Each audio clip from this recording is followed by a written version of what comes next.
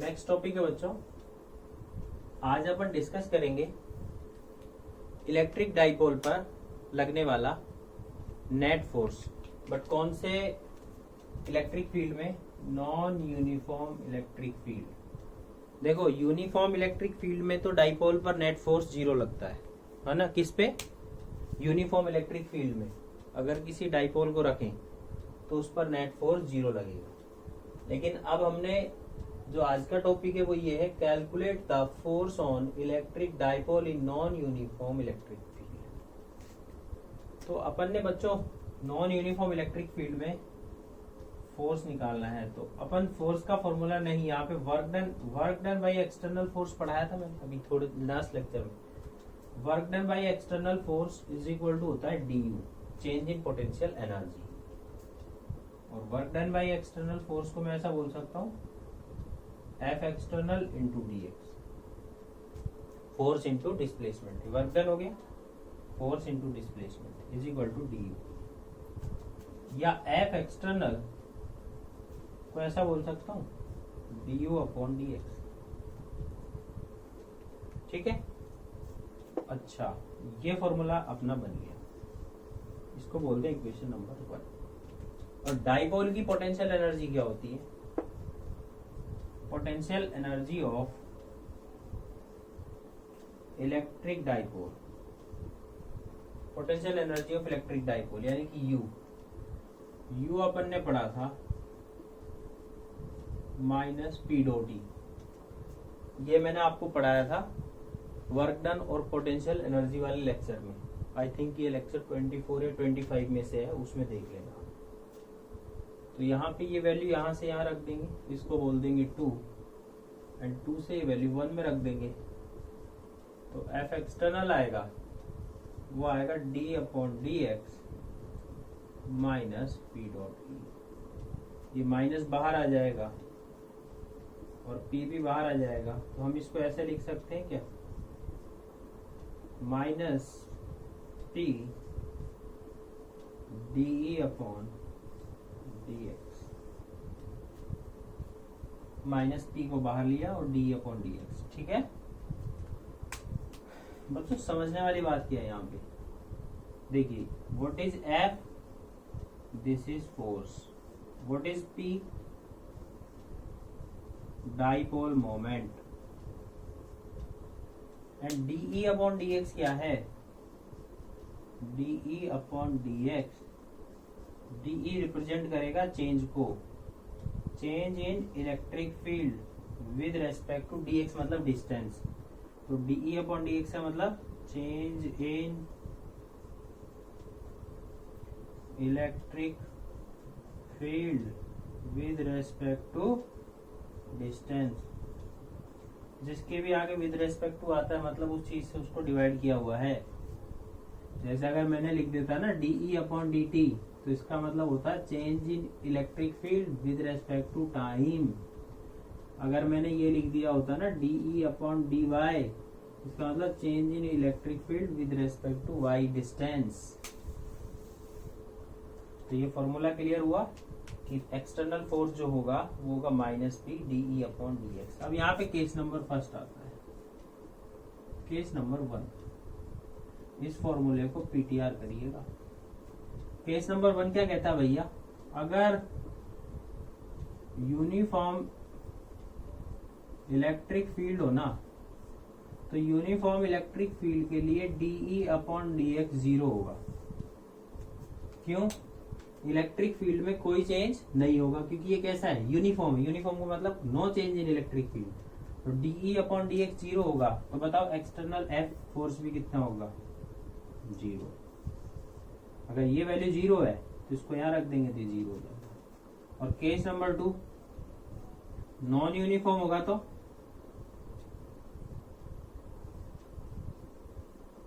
Non uniform electric field होगा तो DE upon D X 0 नहीं होगा। क्यों? क्योंकि इलेक्ट्रिक फील्ड में कोई चेंज होगा भाई। डीई मतलब चेंज, और चेंज कब होगा? जब नॉन यूनिफॉर्म होगा, ये वैल्यू 0 नहीं होगी। और यूनिफॉर्म होगा तो डी अपॉन डी एक्स 0 होगा। सिंपल जैसे याद रख लो ना, यूनिफॉर्म के लिए डी अपॉन डी एक्स 0 होगा। तो ये फॉर्मूला इंपॉर्टेंट आया अब इस फॉर्मूले को यूज करके अपन कुछ क्वेश्चन सॉल्व करेंगे, जैसे calculate the force between two electric dipoles. इसी फॉर्मूले को यूज करेंगे, ठीक है। इस फॉर्मूले को यूज करके मैं एक बहुत शानदार क्वेश्चन आपको डिस्कस करवाता हूँ।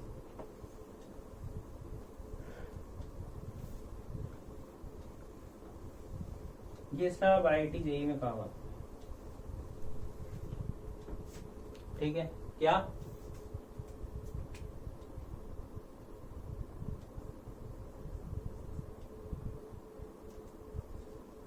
Calculate the force between two electric dipoles.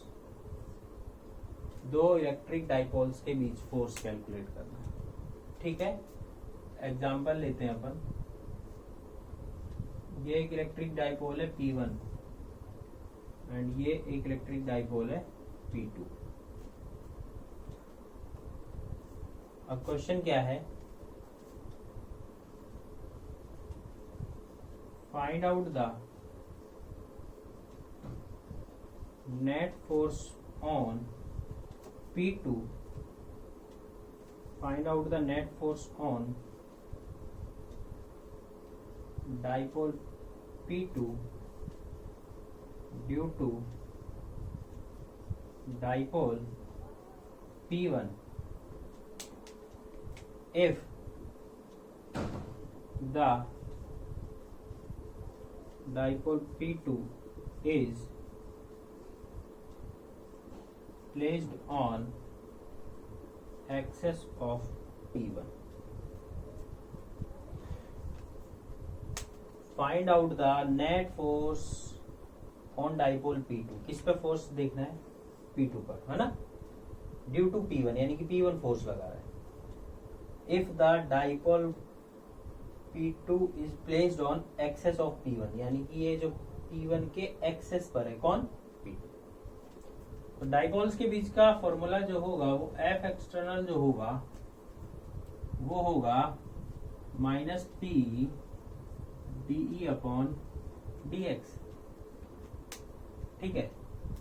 किस पे फोर्स लग रहा है? P2 पे, तो उसको बाहर रख देंगे जिस पे फोर्स लग रहा है P2, और d/dx E = F एक्सटर्नल। सही है भाई। एक्सटर्नल फोर्स किस पे लग रहा है? इस पे लग रहा है, तो यहाँ P की जगह क्या रख देंगे? P2। क्यों? क्योंकि डाइपोल किस पे फोर्स लगा रहा है? P2 पर लगा रहा है। P1 P2 पे फोर्स लगा रहा है, तो जिस पे फोर्स लग रहा है उसको बाहर रखना है।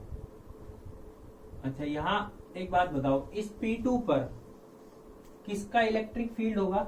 P1 का। इस P2 पर किसका इलेक्ट्रिक फील्ड होगा? P1 का। भाई इस P1 का इलेक्ट्रिक फील्ड इस P2 पर फोर्स लगाएगा, तो यहाँ इलेक्ट्रिक फील्ड की वैल्यू कितनी होगी? 2kP1 upon R3। ये वैल्यू हम यहां रख देंगे। ये पॉइंट समझ में आया कि इस P2 पर इस P1 का इलेक्ट्रिक फील्ड फोर्स लगाएगा, तो इलेक्ट्रिक फील्ड लेंगे P1 का। पॉइंट क्लियर हुआ? क्योंकि P1 का इलेक्ट्रिक फील्ड ही P2 पर फोर्स लगाएगा, तो ये इलेक्ट्रिक फील्ड की वैल्यू कितनी है? 2kP1 upon R3। ये वैल्यू यहां से यहां रख दो, तो F एक्सटर्नल कितना आएगा? -P2 d/dx 2kP1 upon R3। देखो F एक्सटर्नल, ये कांस्टेंट सब बाहर आएंगे, तो 2kP1 P2 बाहर आया, माइनस यहाँ पे d/dx। सॉरी, यहाँ पे डिस्टेंस r है, तो यहाँ x नहीं लेंगे हम, क्या टर्म ले लेंगे? एक ही बात है, x ले लो चाहे r ले लो, r, और 1/r3, तो -2k P1 P2 d/dr r की पावर -3, ऐसा लिख सकते हैं, या -2k P1 P2 आता है डिफरेंशिएशन करना, पावर आगे आएगी और पावर में से 1 सब्ट्रैक्ट कर देंगे, इसको सॉल्व करेंगे तो आ जाएगा -2k P1 P2 -3 r की पावर -4, ये हो गया 6, माइनस और minus plus 6k P1 P2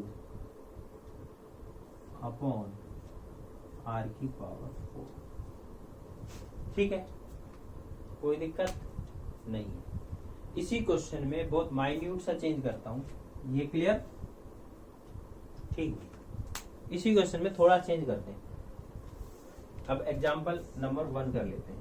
find out the net force on dipole P2 due to P1 if the dipole P2 is placed on equatorial axis of P1, equatorial axis of P1 के equatorial access पर। तो अब अपन ने question में minute change कर दिया। If the dipole P2 is placed on equatorial axis of P1, तो भैया इस क्वेश्चन में और इस क्वेश्चन में कोई खास चेंज नहीं है। इस क्वेश्चन को समझाता हूं मैं कैसे सॉल्व करेंगे। अपन ने क्वेश्चन को अच्छे से पढ़ना है। Find out the net force on dipole P2 पर फोर्स लगाएगा, P2 पर कौन फोर्स लगाएगा? P1 due to the dipole of P1 का भी कौन? P1 का इलेक्ट्रिक फील्ड इस पर फोर्स लगाएगा। If the dipole P2 is placed on equatorial axis of P1, तो अपन ने एक्सटर्नल फोर्स का फॉर्मूला पढ़ा, P DE अपॉन DX या DE अपॉन DR, एक ही बात है, क्योंकि डिस्टेंस आ रहा है तो यहाँ पे R ले लेंगे। अब फोर्स किस पे लग रहा है? P2 पर, और लगा कौन रहा है? P1। तो P1 का इलेक्ट्रिक फील्ड लेंगे। इलेक्ट्रिक फील्ड किसका लेंगे? P1 का। और फोर्स किस पे लग रहा है? P2 पे।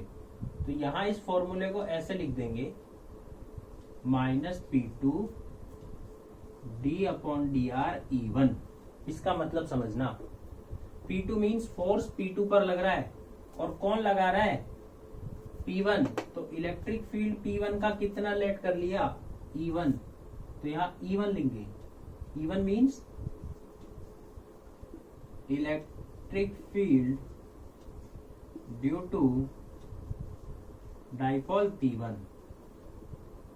मतलब इस डाइपोल का इलेक्ट्रिक फील्ड इस पर फोर्स लगाएगा। आई थिंक मैंने मेरा पॉइंट क्लियर कर दिया। बोर्ड वाले बच्चे इसको ना करें।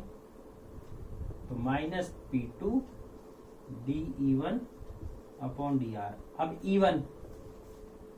E1 कितना होगा? E1 होगा K P1 upon R cube.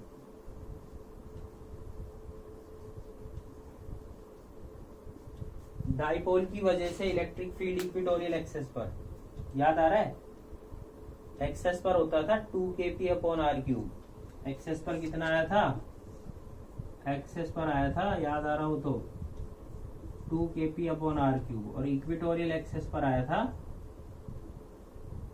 kP upon R cube. तो यहाँ पे P की जगह क्या कर देंगे? P1, इतना सा ही चेंज है। तो इलेक्ट्रिक फील्ड की वैल्यू यहां से यहां रख देंगे। तो यहाँ पे F एक्सटर्नल क्या आएगा? -P2 D अपॉन DR, और ये K P1 upon R cube. बच्चों यहाँ पे देखो, ये कांस्टेंट है, K भी और P1 भी, दोनों को बाहर ले लेंगे। तो F एक्सटर्नल क्या आ जाएगा यहाँ से? -K P1 P2 D upon DR 1 upon R की पावर 3। इसको ऊपर लेके चले जाएंगे, -K P1 P2 D upon DR R की पावर -3। डिफरेंशिएशन सबको करना आता है। सॉल्व करेंगे तो -K P1 P2 -3 R की पावर -3 -1। पावर को आगे ले आएंगे, पावर माइनस और माइनस हो गया प्लस, तो ये लिखेंगे +3 P1 P2 R की पावर -4 या 3 P1 P2 अपॉन R की power 4। This is the answer. तो ये बहुत अच्छी प्रॉब्लम्स है, इन प्रॉब्लम्स को बहुत बारीकी से और बहुत अच्छे से सॉल्व करना है। Thank you.